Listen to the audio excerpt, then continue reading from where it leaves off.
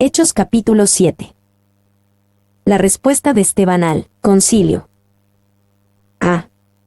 La historia de Israel desde el tiempo de Abraham. 1. El sumo sacerdote invita a Esteban a hablar. El sumo sacerdote dijo entonces, ¿es esto así? El sumo sacerdote dijo entonces, el sumo sacerdote mencionado aquí probablemente todavía era Caifás, el mismo que presidió el juicio de Jesús, Mateo 26:57. B. ¿Es esto así? El sumo sacerdote invitó a Esteban a que se explicase en la luz de las acusaciones registradas en Hechos 6:11-14. Esteban estaba acusado de hablar palabras blasfemas contra Moisés y contra Dios, y contra este lugar santo, el templo, y contra la ley. Además, lo acusaron de decir que Jesús destruiría el templo y las costumbres entregadas por Moisés. Y, en su respuesta, Esteban dio un panorama de la historia del Antiguo Testamento. No debemos pensar que Esteban instruyó al Sanedrín sobre puntos de la historia judía que ignoraban. En vez, Esteban enfatizó algunas cosas en la historia judía que quizá no habían considerado, que Dios nunca se confinaba a un lugar, como al templo, y que la gente judía tenía la costumbre de rechazar a las personas que Dios les envía. 2. Esto realmente no fue una defensa. Esteban no estaba interesado en defenderse. Él simplemente quería proclamar la verdad sobre Jesús de una manera que la gente pudiera entender. Aparentemente, no estaba haciendo una defensa especial o con una sílaba refiriéndose a sus acusadores y sus falsos testigos. Está refutándolos completamente y haciendo la defensa más efectiva. Lenski. 3. Esteban parece haber percibido que el viejo orden estaba pasando y que venía un nuevo orden. Esto se hace particularmente claro cuando habla del templo. Era apreciado por los judíos, pero era destinado a pasar, y Esteban parecía haberlo detectado. Su discurso es un discurso de transición que prepara el camino para presentar el Evangelio a los gentiles, que comienza en el siguiente capítulo de Hechos. Bois. 4. Un discurso como este no fue calculado para obtener un perdón del Sanedrín. Más bien era una defensa del cristianismo puro como una forma de adoración designada por Dios. Bros.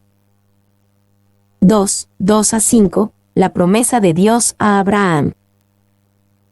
Y él dijo, varones hermanos y padres, oíd, el Dios de la gloria apareció a nuestro padre Abraham, estando en Mesopotamia, antes que morase en Harán, y le dijo, sal de tu tierra y de tu parentela, y ven a la tierra que yo te mostraré. Entonces salió de la tierra de los caldeos y habitó en Harán, y de allí, muerto su padre, Dios le trasladó a esta tierra, en la cual vosotros habitáis ahora. Y no le dio herencia en ella, ni aun para asentar un pie, pero le prometió que se la daría en posesión, y a su descendencia después de él, cuando él aún no tenía hijo.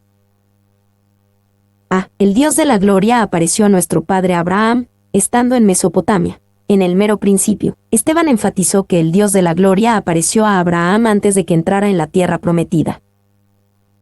Y no solo era innecesario el templo para esta revelación del Dios de la gloria, la tierra prometida no era necesaria. Dios era más grande que cualquiera, y esto explicaba cómo Esteban fue acusado falsamente de hablar en contra del templo. Esteban no estaba defendiéndolo, él simplemente explicó. 2. Un solo hilo corre a través de la primera parte de su defensa. Es que el Dios de Israel es un Dios peregrino, quien no es restringido a cualquier lugar. Si tiene algún hogar en la tierra, es con su pueblo donde vive. Stat.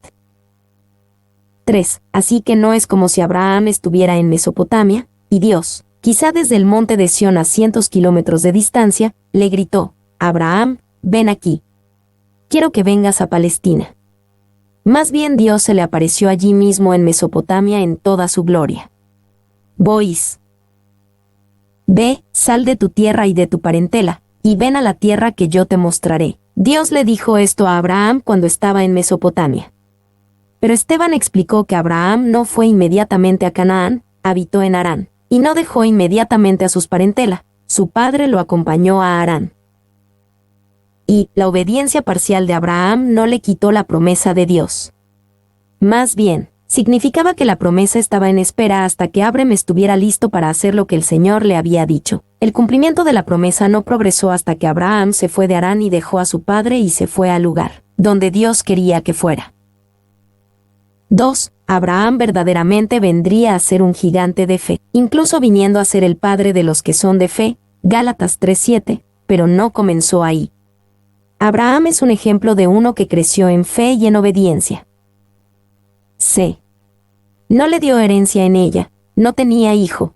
A Abraham le fue prometido tanto la tierra como los descendientes, pero no tenía pruebas externas de ello.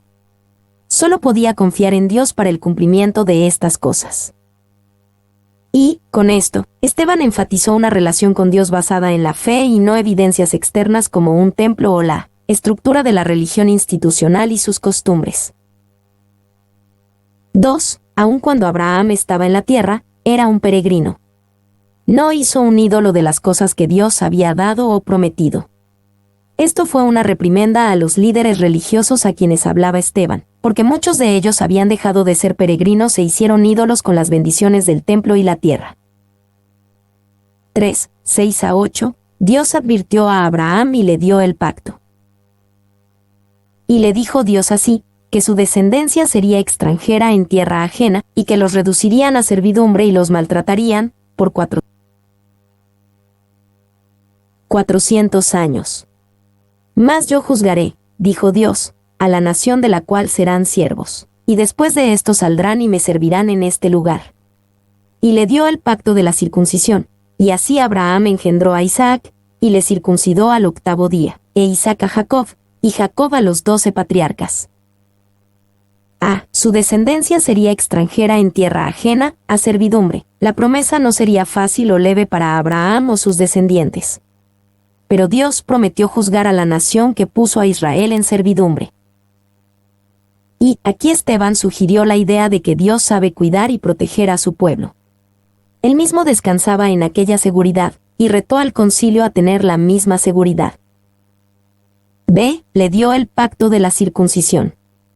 Isaac a Jacob, y Jacob a los 12 patriarcas. La circuncisión llegó a ser la señal del pacto para Israel, y el pacto fue pasado a través de estos descendientes de Abraham. 4, 9-16, la fidelidad de Dios a través de José. Los patriarcas, movidos por envidia, vendieron a José para Egipto, pero Dios estaba con él, y le libró de todas sus tribulaciones, y le dio gracia y sabiduría delante de Faraón rey de Egipto, el cual lo puso por gobernador sobre Egipto y sobre toda su casa. Vino entonces hambre en toda la tierra de Egipto y de Canaán, y grande tribulación, y nuestros padres no hallaban alimentos. Cuando oyó Jacob que había trigo en Egipto, envió a nuestros padres la primera vez. Y en la segunda, José se dio a conocer a sus hermanos, y fue manifestado a Faraón el linaje de José. Y enviando José, hizo venir a su padre Jacob, y a toda su parentela, en número de 75 personas. Así descendió Jacob a Egipto, donde murió él, y también nuestros padres, los cuales fueron trasladados a Siquem, y puestos en el sepulcro que a precio de dinero compró Abraham de los hijos de Hammer en Siquem. Dios estaba con él. De nuevo, Esteban enfatizó la presencia espiritual de Dios con José en todo tiempo. José no necesitaba ir al templo para estar cerca de Dios. No había un templo. En vez, Dios estaba con él todo el tiempo. B. Movidos por envidia, vendieron a José. Esteban mencionó la historia de José porque él es una imagen de Jesús, en el aspecto de que los hijos de Israel rechazaron a José, quien más tarde vino a ser un salvador para ellos, y el único salvador posible. C. 75 personas. Génesis 46 horas y 27 minutos dice que eran 70 en la familia de Israel, mientras que Esteban en Hechos 7:14 dijo que eran 75. Esteban citó de la versión Septuaginta del Antiguo Testamento, que dice 75. El número en la Septuaginta no es incorrecto, solo hecho de otra manera, añadiendo específicamente a 5 hijos, o nietos, más de José nacidos en Egipto. D. El sepulcro que a precio de dinero compró Abraham. La única tierra que Abraham poseyó realmente en Canaán era este sepulcro. El resto fue recibido solo por fe. D. La historia de Israel desde el tiempo de Moisés. 1, 17 a 22, la primera parte de la vida de Moisés. Pero cuando se acercaba el tiempo de la promesa, que Dios había jurado a Abraham, el pueblo creció y se multiplicó en Egipto, hasta que se levantó en Egipto otro rey que no conocía a José. Este rey, usando de astucia con nuestro pueblo, maltrató a nuestros padres, a fin de que expusiesen a la muerte a sus niños, para que no se propagasen.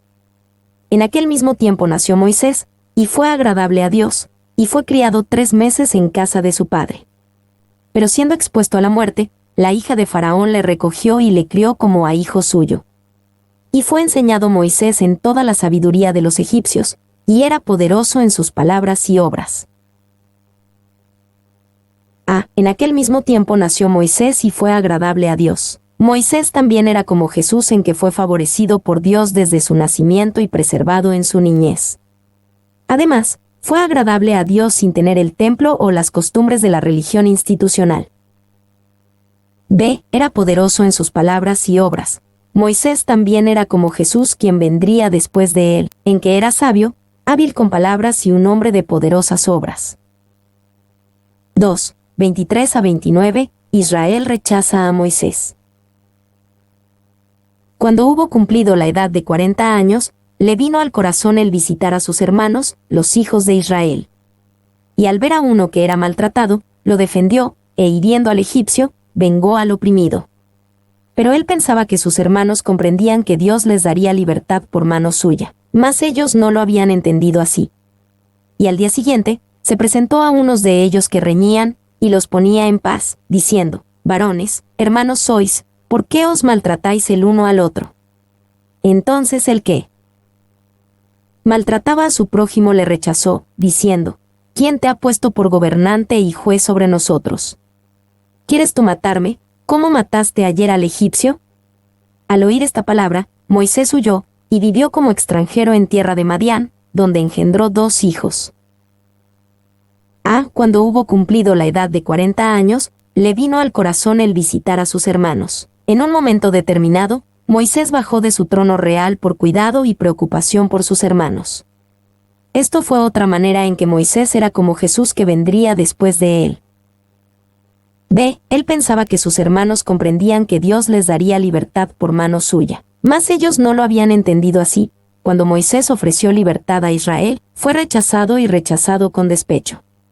Israel negó que él tenía cualquier derecho de ser gobernante y juez sobre ellos. Y el mensaje de Esteban fue claro: ustedes han rechazado a Jesús, quien era como Moisés pero aún más grande que él, y niegan que Jesús tiene derecho de ser un gobernante y juez sobre ustedes. 3, 30 a 34, Dios se apareció a Moisés en el monte Sinaí. Pasados 40 años, un ángel se le apareció en el desierto del monte Sinaí, en la llama de fuego de una zarza. Entonces Moisés, mirando, se maravilló de la visión, y acercándose para observar, vino a él la voz del Señor: yo soy el Dios de tus padres, el Dios de Abraham, el Dios de Isaac, y el Dios de Jacob. Y Moisés, temblando, no se atrevía a mirar. Y le dijo el Señor: quita el calzado de tus pies, porque el lugar en que estás es tierra santa. Ciertamente he visto la aflicción de mi pueblo que está en Egipto, y he oído su gemido, y he descendido para librarlos. Ahora, pues, ven, te enviaré a Egipto. Un ángel se le apareció en el desierto del monte Sinaí. Esteban enfatizó otra vez uno de los puntos principales de su respuesta al concilio: que Dios, su gloria y su obra, no eran confinados al templo. Dios se le apareció a Moisés en el desierto antes de que hubiera un templo. Te enviaré a Egipto. Esteban enfatizó que Dios llamó y comisionó a Moisés. 4, 35 a 36, Moisés fue el libertador de Israel, a pesar del rechazo previo de Israel. A este Moisés, a quien habían rechazado, diciendo: ¿quién te ha puesto por gobernante y juez? A este lo envió Dios como gobernante y libertador por mano del ángel que se le apareció en la zarza. Este lo sacó, habiendo hecho prodigios y señales en tierra de Egipto, y en el Mar Rojo, y en el desierto por 40 años. Este Moisés, a quien habían rechazado, aunque Israel había rechazado a Moisés y su liderazgo, Dios designó a Moisés con señales inconfundibles, incluyendo la zarza ardiente en el desierto. B. Este lo sacó. Aunque Israel rechazó a Moisés en lo que podría llamarse su primera venida, él siguió siendo el libertador elegido de Dios para Israel. 5. 37 a 41. El repetido rechazo de Israel a Moisés. Este Moisés es el que dijo a los hijos de Israel: Profeta os levantará el Señor vuestro Dios de entre vuestros hermanos, como a mí, a él oiréis. Este es aquel Moisés que estuvo en la congregación en el desierto con el ángel que le hablaba en el monte Sinaí, y con nuestros padres, y que recibió palabras de vida que darnos, al cual nuestros padres no quisieron obedecer, sino que le desecharon, y en sus corazones se volvieron a Egipto, cuando dijeron a Aarón: Haznos dioses que vayan delante de nosotros, porque a este Moisés, que nos sacó de la tierra de Egipto, no sabemos qué le haya acontecido. Entonces hicieron un becerro, y ofrecieron sacrificio al ídolo, y en las obras de sus manos se regocijaron. Este Moisés es el que dijo a los hijos de Israel: Moisés prometió que vendría después de él otro profeta y advirtió que Israel debería asegurarse de escuchar a este profeta. Pero al igual que Israel rechazó a Moisés, también rechazaron a Jesús, quien es el profeta del que habló Moisés. Y cada individuo debe considerar por sí mismo cómo debe aceptar a Jesús y no rechazarlo. Deben recibirlo como su libertador, el único que puede rescatar. B. Este es aquel que estuvo en la congregación, que recibió palabras de vida. Moisés, como Jesús, guió la congregación del pueblo de Dios, disfrutó de una intimidad especial con Dios y trajo a luz la revelación de Dios. C. Entonces hicieron un becerro, y en las obras de sus manos se regocijaron. Cuando el antiguo Israel rechazó a Moisés y la obra de Dios a través de él, lo reemplazaron con su propia religión hecha por el hombre. Esteban aplicó la misma idea al concilio a quien habló. Y la frase en las obras de sus manos se regocijaron es especialmente significativa. Una de las acusaciones contra Esteban era que blasfemó el templo. No fue que Esteban habló contra el templo, sino contra la manera en que Israel adoró el templo de Dios en vez de adorar al Dios del templo. Así como Israel adoró al becerro en el desierto, así ahora adoraban las obras de sus manos. 6. 42 a 43. La respuesta de Dios al rechazo repetido de sus mensajeros. Y Dios se apartó, y los entregó a que rindiesen culto al ejército del cielo, como está escrito en el libro de los profetas. ¿Acaso me ofrecisteis víctimas y sacrificios en el desierto por 40 años, casa de Israel? Antes bien llevasteis el tabernáculo de Moloc y la estrella de vuestro dios Renfán, figuras que os hicisteis para adorarlas. Os transportaré, pues, más allá de Babilonia. Y Dios se apartó, y los entregó a que rindiesen culto al ejército del cielo. En su rechazo de Moisés y el Dios que lo envió, Israel volvió hacia ídolos corruptos, trayendo sobre sí el juicio descrito en el pasaje citado de Amós 5, 25-27. Y Esteban tomó el pasaje de Amós y lo cambió un poquito para traer su punto a sus oyentes. Amós dijo, más allá de Damasco, Amós 5:27, pero Esteban lo cambió a más allá de Babilonia.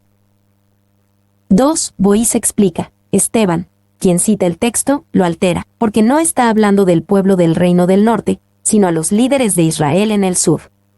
Es su historia que tiene en mente. B. Dios se apartó, y los entregó a que rindiesen culto al ejército del cielo. La idea aquí es importante y asombrosa. Más tarde, Pablo continuó sobre la idea de Dios entregando al hombre a sus deseos pecaminosos en Romanos 1, 24-32. Y hace que cada uno de nosotros considere la pregunta, si rechazamos a Jesús, ¿a qué seremos entregados? 7. 44-50. Aun cuando Israel rechazó a Dios, todavía tenían el tabernáculo y más tarde el templo. Tuvieron nuestros padres el tabernáculo del testimonio en el desierto, como había ordenado Dios cuando dijo a Moisés que lo hiciese conforme al modelo que había visto. El cual, recibido a su vez por nuestros padres, lo introdujeron con Josué al tomar posesión de la tierra de los gentiles, a los cuales Dios arrojó de la presencia de nuestros padres, hasta los días de David. Este halló gracia delante de Dios, y pidió proveer tabernáculo para el Dios de Jacob. Mas Salomón le edificó casa, si bien el Altísimo no habita en templos hechos de mano, como dice el profeta. El cielo es mi trono, y la tierra el estrado de mis pies. ¿Qué casa me edificaréis?, dice el Señor. ¿O cuál es el lugar de mi reposo? ¿No hizo mi mano todas estas cosas? Tuvieron nuestros padres el tabernáculo. Salomón le edificó casa. El punto de Esteban fue que la presencia del tabernáculo o el templo no los constriñó de rechazar a Dios y a sus mensajeros especiales. B. Si bien el Altísimo no habita en templos hechos de mano, Esteban confrontó su idolatría del templo. En hacerlo, intentaron confinar a Dios dentro del templo. Pero Dios es demasiado grande para caber en cualquier templo que el hombre pueda hacer. Y, en un nivel más sutil, muchos cristianos hacen lo mismo. Quizá no sea el adorar al edificio de la iglesia, aunque ciertamente eso ocurre de vez en cuando, pero es el confinar a Dios a un solo lugar. En otras palabras, el único lugar donde se encuentran con Dios es en la iglesia. En cuanto les concierne, Dios está ausente del resto de sus vidas. En la mente y en la vida de algunos hoy en día, parece que Dios vive solamente en la iglesia. 8, 51 a 53, Esteban aplica el sermón a sus oyentes. Duros de cerviz, e incircuncisos de corazón y de oídos. Vosotros resistís siempre al Espíritu Santo, como vuestros padres, así también vosotros. ¿A cuál de los profetas no persiguieron vuestros padres? Y mataron a los que anunciaron de antemano la venida del justo, de quien vosotros ahora habéis sido entregadores y matadores, vosotros que recibisteis la ley por disposición de ángeles, y no la guardasteis. A vosotros resistís siempre al Espíritu Santo, como vuestros padres, así también vosotros. Uno puede imaginar los susurros entre el Sanedrín enojado mientras la lección de historia de Esteban comenzó a tener sentido. Esteban vio esto y sabía que estaban rechazando al que Dios había enviado igual como lo habían hecho antes. Y toma el cuchillo filoso de la palabra y destroza los pecados del pueblo, abriendo las partes interiores de sus corazones y los secretos de sus almas. Él no podía haber dado ese discurso escrutador con mayor valentía si hubiera estado seguro de que le agradecerían por ello. El hecho de que su muerte era segura no tuvo otro efecto sobre el que hacerlo aún más valiente. Spurgeon. B. Duros de cerviz, e incircuncisos de corazón y de oídos. Usando conceptos del Antiguo Testamento, Esteban reprendió a aquellos que rechazaron a Jesús como duros de cerviz, como es descrito Israel en pasajes como Éxodo 32, 9, y como incircuncisos de corazón y de oídos, como es descrito Israel en pasajes como Jeremías 9:26.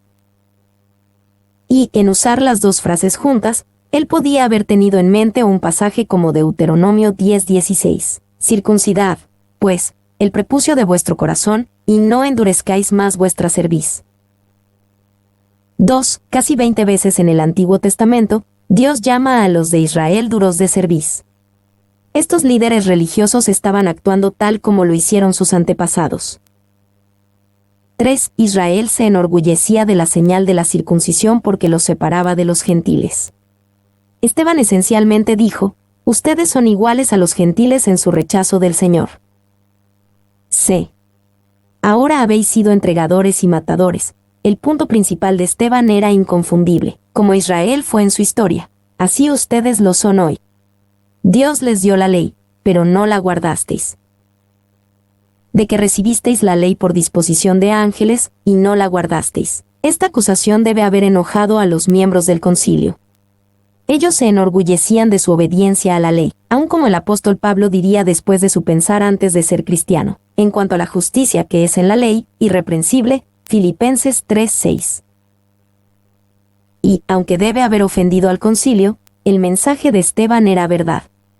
Primero, Dios no hace acepción de lugares, es decir, aunque el templo era un regalo maravilloso de Dios, era incorrecto sobreenfatizarlo como la casa de Dios. Segundo, Israel en ese momento era culpable de lo que habían sido culpable antes, rechazar a los mensajeros de Dios. 2. Jesús dijo que es imposible que odres viejos contengan vino nuevo, Mateo 9:17.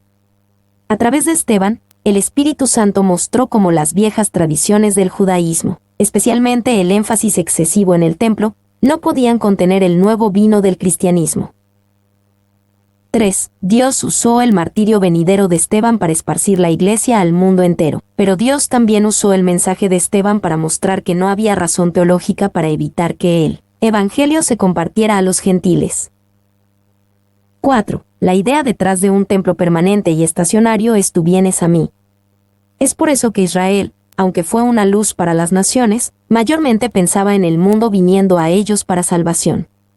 A través de la iglesia, Dios mostraría un corazón diferente. Vendré a ustedes, incluyendo a los gentiles. C. La reacción del concilio al sermón de Esteban. 1. 54. Se enfurecían en sus corazones, y fueron convencidos por el Espíritu Santo. Oyendo estas cosas, se enfurecían en sus corazones, y crujían los dientes contra él. A. Se enfurecían en sus corazones. El concilio estaba enojado, pero porque el mensaje de Esteban había dado en el blanco. No podían descartar o ignorar lo que dijo. El Sanedrín reaccionó con ira en lugar de sumisión al Espíritu Santo. B. Crujían los dientes contra él. Es asombroso pensar en esta respuesta de hombres quienes eran líderes dignos y respetados en Israel. Esto sería como si un grupo de senadores crujieran los dientes con ira en respuesta al testimonio de un testigo, en una audiencia. Y la idea de crujían los dientes contra él no puede más que recordarnos de la imaginería del infierno. 7 veces distintas, Jesús describió el infierno como un lugar de lloro y el crujir de dientes. Mateo 8:12. Estos hombres eran prominentes, exitosos y parecían ser religiosos. Más estaban rechazando a Dios y relacionándose con el infierno, no con el cielo. 2. No empezaron a crujir cuando Esteban terminó su discurso. Todo lo que podían hacer en su frenesí era crujir sus dientes. No era una explosión repentina, sino el tiempo del verbo muestra que era prolongado. Guideline. 2. 55 a 56. La visión de Esteban de Jesús. Pero Esteban, lleno del Espíritu Santo, puestos los ojos en el cielo, vio la gloria de Dios, y a Jesús que estaba a la diestra de Dios, y dijo: He aquí, veo los cielos abiertos, y al Hijo del Hombre que está a la diestra de Dios. Pero Esteban, lleno del Espíritu Santo, este fue un gran contraste con el comportamiento del concilio. El hecho de que Esteban estaba lleno del Espíritu Santo muestra la fuente de su valor, sabiduría y poder en predicar. Y la traducción de J.B. Phillips tiene un buen punto. Esteban, lleno en todo su ser con el Espíritu Santo.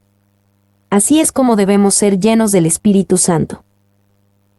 B. Vio la gloria de Dios, y a Jesús que estaba a la diestra de Dios. Es difícil describir exactamente lo que vio Esteban.